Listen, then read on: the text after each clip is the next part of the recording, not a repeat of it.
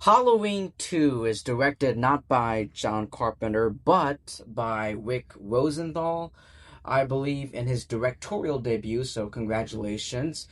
And pretty much all of our main characters, the ones who survived from the first Halloween film, are back, like Laurie Strode, Jamie Lee Curtis, and Donald Pleasence, Dr. Sam Loomis, along with the villain of the entire franchise, the antagonist himself, Michael Myers. So the story picks up immediately after the cliffhanger ending of the first film, with Michael Myers, played by a different actor. I don't think it's Nick Castle. I think it's a different actor. Following survivor Laurie Strode to the local hospital while his psychiatrist Dr. Loomis continues his pursuit of him. Jesus Christ, I can't get that sentence out. Now, with that premise out of the way, though, here, so before I get into the review, let's talk about Halloween 2 and how this movie came together. So, Halloween 2, John Carpenter and Deborah Hill. This movie is written by Deborah Hill, written by both Deborah Hill and John Carpenter, who also produced. Both of them produced this as well. I didn't look up the credits for the first film, so I don't know if they also were written and produced the first film. But anyway, John Carpenter and Deborah Hill co-wrote the screenplay to the sequel. Carpenter was reluctant to extend his involvement and declined to direct, instead appointing the direction to Rosenthal. So yeah, and stylistically, Halloween 2 reproduces certain key elements that made the original Halloween film a success, such as the first-person camera perspectives, and was intended to finish the story of Michael Myers and Laurie Strode, or so we thought. It also continues the plot twist of Laurie Strode being the sister of Michael Myers. So there's that twist. That plot twist, which I'm pretty sure got a lot of people surprised, including me, when I watched Halloween 2 for the very first time. I don't remember the very first time I watched this film. It's 2025. It's October 2nd, 2025, as I'm recording this video. And this is like I don't even know, like my third, I want to say like the third or fourth time I've seen this film. But yeah, I've seen the original Halloween film like many more times than like any of the fucking sequels, because the sequels suck. But yeah, it has that plot twist that Laurie Strode is the sister of Michael Myers, which kind of explains why Michael is like going after Jamie Lee Curtis, like Laurie Strode, trying to kill the Michael Myers bloodline, I guess. But being the sister of Michael Myers, an element that would form the narrative arc of the series in subsequent films after this film, including the Rob Zombie's remake and its 2009 sequel, but was dropped from the current series canon from the 2018 film onwards. So yeah. So diving into the positives, I will say this: it does stay true to its predecessor, capturing and keeping the terrifying and mysterious tone that the first film had. The opening is, it's pretty amazing, and it shows, a pumpkin with a skull inside. This time, the acting is still spot on, mainly from Jamie Lee Curtis and Donald Pleasence. These two really carry our. I mean, Jamie Lee Curtis is the anchor, but both of their relationship and their pursuit to go against Michael Myers is what really, defines this, the Halloween franchise, in my opinion, of course. I thought the acting did definitely improve from the first film, like the actors who played the teenagers. I wasn't really selling with me. It was pretty not. Yeah, it wasn't good. It wasn't good. But yeah, the acting in this film definitely improves. There are many unexpected and surprising twists and turns in this film, such as Laurie, being revealed to be Michael's long lost twister, which, if if you're seeing this movie for the very first time, I'm sure that twist shocked the hell out of you, and surprised you like so much. The film leaves no continuity errors or last minute changes from the previous film, which is much appreciated. The setting and the cinematography for its time, it's 1981, is amazingly done, and they did the best that they could, and they did a great job. And as it actually feels that it's occurring on the same night of the first film, even though, like I said, it's 1981, it's filmed in 1981, which makes it even more impressive.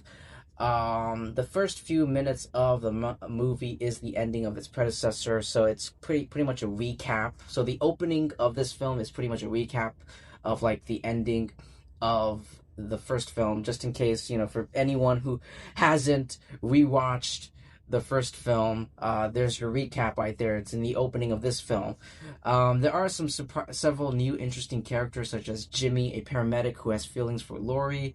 While not as good as the first one, the soundtrack is pretty good. I will say that Halloween 2, we can all agree, like, it is definitely like a step down from the first film.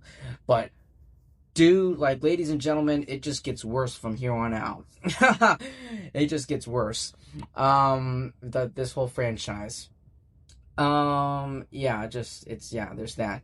There are some well done character and plot development. And going back to the soundtrack, the use of the quartets, Mr. Sandman, the song, manages to make the song sound utterly terrifying, and it even gets a callback in the very horrible Halloween H2O 20 years later, or as I like to call it, Halloween Water 20 years later.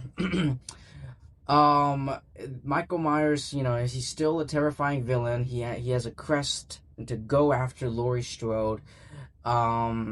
And yeah, I thought this new actor did an amazing job playing the character. Like, even though his character is just completely mute, he's just walking around and just very slowly and just killing all these characters, all these victims.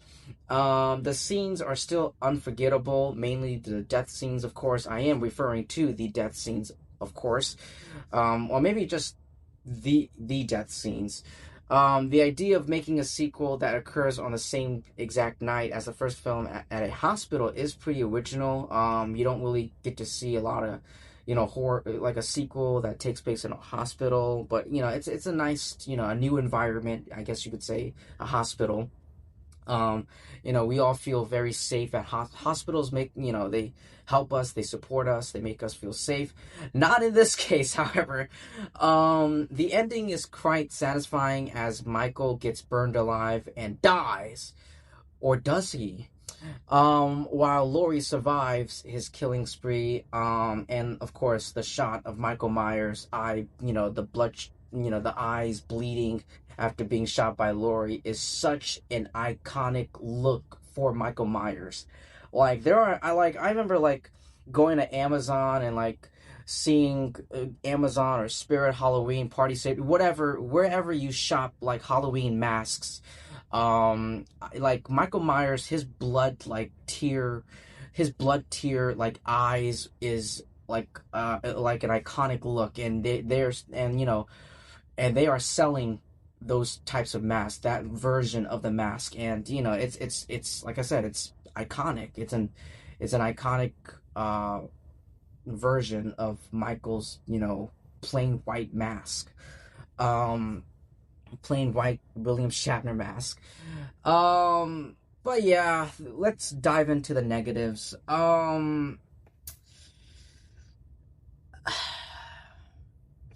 Despite this film being one of the better sequels, this movie is still considered the start of the Halloween's, this whole franchise decline in quality. Like, this is just, if you did not like this movie, you are not, trust me, like, going forward, like Halloween, like Season of the Witch, and like, forward, this whole franchise just goes downhill until the 2018 reboot sequel, like a wequel, the 2018 film, which was amazing, by the way. I think I reviewed that movie.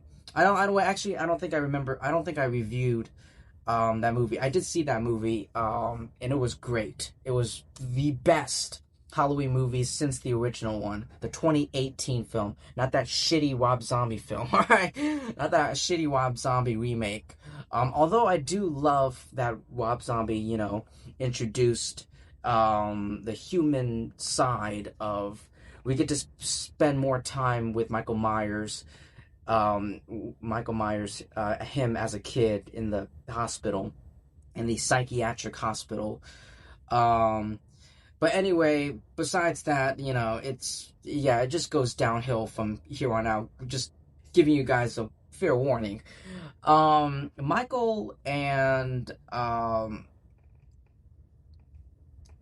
Michael and Laurie, being siblings, while it was a surprising twist, and it got so many of us, if not all of us, is unneeded, as it gives Michael a motive taken away that he had no motive in the first film. That this is also the first time that the franchise will humanize Michael Myers, which would continue in later Halloween movies. And if you are a fan of Laurie Strode, the main protagonist of this film, doesn't get as much screen time as she did in the first film. She spends the most of her time just hospitalized. So yeah, after the traumatic, escape from Michael Myers at the ending of the first film. This film is also completely, in my opinion, inaccurate and unrealistic for a hospital to be deserted as the one that this movie takes place on. I mean, come on,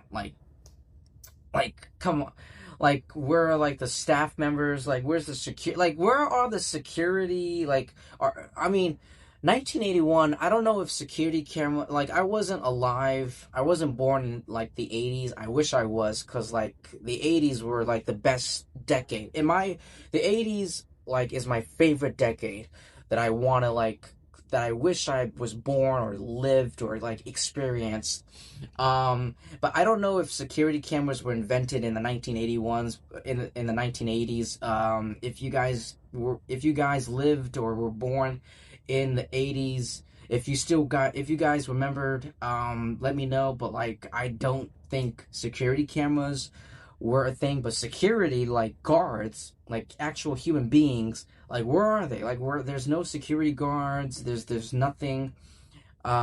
This just Michael Myers is just walking around this hospital free as a bird and just killing anyone willy-nilly, it's so easily, But anyway, yeah, it's just it's whatever. I know it's a movie, but come on, be logical. It's one of those instances where you have to throw logic out the window. But yeah, it's a huge issue.